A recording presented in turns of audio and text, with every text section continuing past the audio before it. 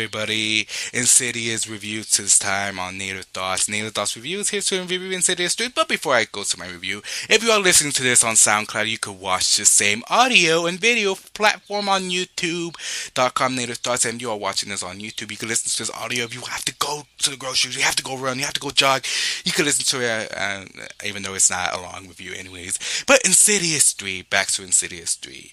By the way, you can listen to it on SoundCloud, my bad. Insidious 3, Chapter 3, should be Chapter 1, prequels to Chapter 2. Chapter 1. Chapter 3 is starring, I don't know who stars, but it has Dermot Maloney. He's a great guy, you see him, he always does small stuff. But Insidious 3 is starring as, it's like they always do, it's about family. It's about a family who recently had a mom pass away, and the teenage girl goes out to the main psychic, Lady Eddie Clarice, of the first two, to speak to her mom. But knowing that if you talk to the dad, you bring something that's attached to it, and it's not your relative that's passed away, it's somebody else evil, and it becomes an entity that gets attached to you, and it takes a hold of you, and it's just jump scares and horror going along.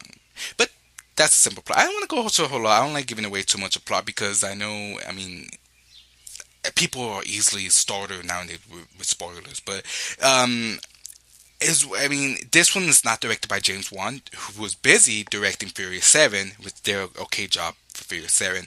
This one's directed by Lee Wanell, who is the guy with the glasses. I forget his character. The glasses, I believe Tucker is something. The glasses from the tech guys from the crew of the paranormal of the Insidious saga. And Lee Wanell is directed this. He wrote almost every movie for James Wan. He co-wrote it.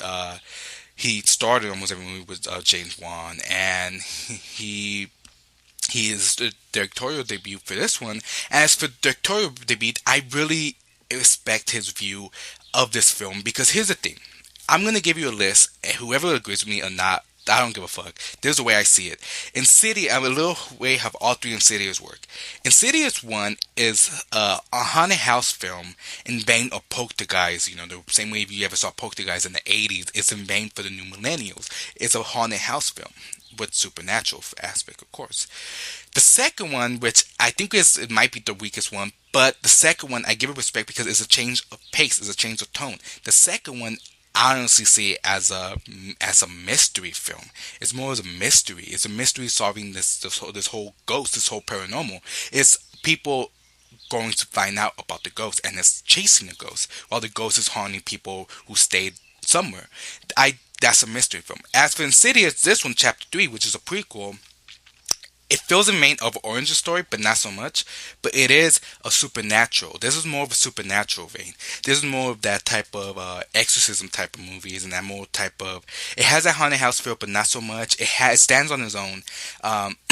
It's kind of an origin story, but it's not full of an origin story because you don't get a young Clarice. You get a few years Clarice, and you get a few years a head start when she first met those guys, the tech guys, the first family she worked on again before something, she has stopped doing reading, and this is a step back into her life of psychic reading and whatnot.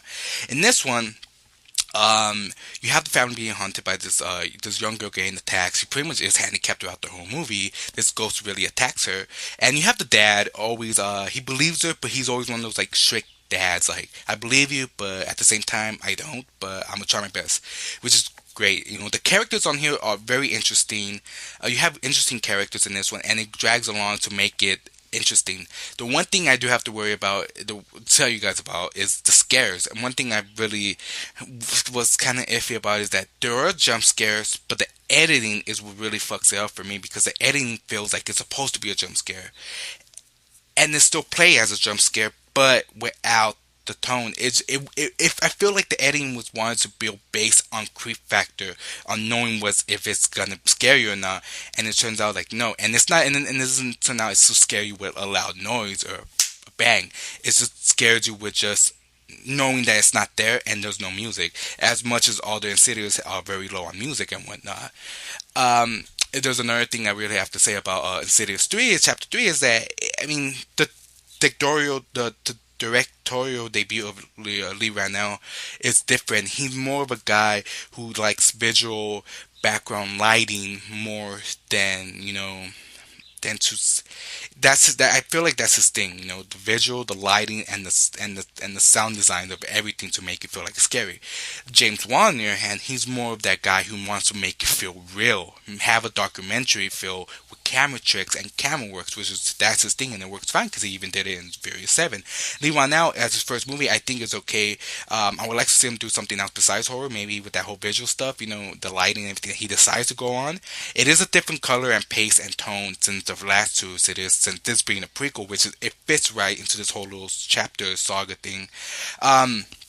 I was really fucking mad about the ending because it has one of those endings that's just unnecessary. It's really it's an unnecessary fucking ending that I really didn't think it worked. But I mean, like I said, the scares are very low. It's not a whole lot of scares, and when you do get scared, it works well.